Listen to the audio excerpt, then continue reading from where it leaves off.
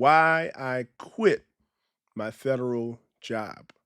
You don't know what I've been through, what I've been through. My mental health is scarred. Can you Well, help? hey everyone, welcome back to the Andrew Adventure. What an adventure it is. I am Dr. Ben Andrew, and there's some things to talk about. First and foremost, thank you. Thank you for all of your support to this channel. Thank you to all of your comments and shares and encouragement. We certainly appreciate it. It's a place where positivity is primary, and that's what we plan to keep on the Andrew Adventure. Nevertheless, go ahead and hit that subscribe button, share this video with someone. Trust me, it'll help them. The topic of this video is why I quit my federal job. If you are new here, you can go back a few videos and see around February 14th, Valentine's Day, I posted a video regarding waking up and not having a job, how I was fired from the federal government, laid off due to the layoffs that were implemented by the Trump administration. No matter if I'm a veteran, regardless if I had exceptional performance documented with performance evaluation, I still received a letter that says you are laid off for poor performance. Now, time has passed and this has been rescinded for a time period. I was wondering what's going on. A federal judge ruled it unconstitutional and illegal to fire someone for poor performance when it is a fact that they do not have poor performance. Once the firing was rescinded, I was given an opportunity to reset. I had paid administrative leave for about a week and a half and then recalled back into the office. So in this video, I'm going to share with you 3 reasons why I decided to leave my federal job on my own terms. First reason, the morale is at an all-time low. There is this feeling of not knowing what is going to happen. There are literally thousands of federal workers not knowing if they're going to get an email that says peace. Thousands of federal workers who work hard, those who are veterans who have served this country. I'm talking combat veterans, my fellow veterans who have served the country are in a state right now where they don't know if their job is going to be there tomorrow. And this is a different thing. I know that there's many people out there like, oh, it's whatever, it's just a job. Well, you don't take an oath to every job. You don't have an oath to support and defend the Constitution when you go to work at Walmart or Best Buy or at a hospital. You don't do that for every job. Many of the federal jobs are paid significantly lower than their private sector counterparts. This is a fact, and it is not a complaint. Taxpayer dollars, no one expects to get rich off of a federal job. To see my team and to hear their concerns, it hits me tough here because the concern is uncertainty. It's not knowing. I'm talking committed people who are experts in their field. To hear that uncertainty and that worry regarding their livelihood, it really hits me. I try my best to encourage them, to motivate them, knowing that my time with them is very short on site.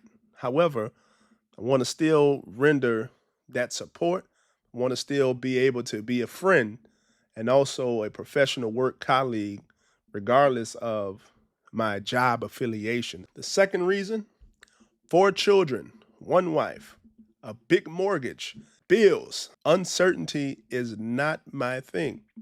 I put in enough time in the workforce and enough time in my career field to know when I deserve better. And a lot of that comes from proactively planning out my career. I'm the type of person, I'm not just going somewhere just to go. I'm not just applying just to apply, but I definitely want to ensure that this is a place where I can grow professionally and also a place where I can contribute to grow the role and those who I may be responsible for, whether it's people I supervise or people I support in my field of occupational health and safety. Shout out to all of the occupational health and safety professionals out there. Yes, we don't get enough press. Man, shout out to the safety professionals. When you have a family, gambling with tomorrow is just not a thing. As much time that we spend at work and investing in improving ourselves, there's a measure of security that one must have. Classic Maslow's hierarchy of needs. There is a measure of security that must be there. And with that security, that comes the willingness to do what's necessary to ensure that tomorrow is secure. Didn't share this with everyone, but my wife is also a federal employee. And she's also one who received the bye-bye letter. Now, this hit us simultaneously when both of us were fired at the same time. Between my wife and I, there's literally 7 college degrees hanging on the wall. Wife is also a veteran, and none of that mattered. It was bye-bye. We have to do things to secure our future. As a man, I need to be sure that my ducks are in a row.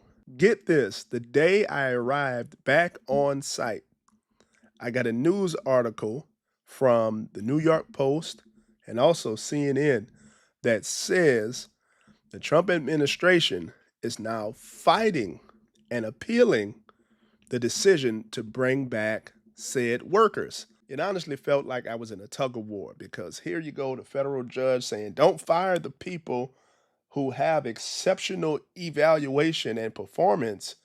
Don't fire them for having poor performance. It's not right. And then this side, we're talking Musk and Doge. They're saying, forget it. We don't care if they have exceptional performance. They're going to have poor performance because we want them to have poor performance. In the middle of all of this, no. Which brings me to third reason. I deserve better. I know I'm far more qualified. I am far more qualified than some of these individuals making these decisions. You know what it is to grow up in the South? I didn't grow up rich. I came from the hood. We had 20 people in one classroom with 5 books we had to share. This was poverty. Making it through all of that, all the way to doctorate degree. What? I have 2 master's degrees. My certification in my field is the gold standard of the certifications in the field. Talk your talk, Ben. When I was in the military, you know how many times I was sailor of the quarter, sailor of the year, and all? What? How many 4.0 evals I've had and 5 point? What? My first year as an adjunct professor, I won Adjunct Professor of the Year. And this was from the students. All of that could be summed up by this. I know my worth. I know my worth. I was literally at my desk at work, starting to feel the uncertain vibes. And I said, what am I doing? What? Do you know who you are? Do you realize that nothing was given? Nothing has been given. Everything I have, I had to earn over and over and over and over again. Never professed to be a perfect man, but I had to earn my way through it. Everything. And that doesn't change because someone doesn't want you to work in the government. It is my hope that this video inspired somebody to stay the course.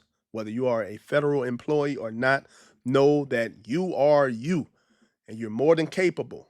And no one on this planet has the authority to detour you 100% unless you allow it.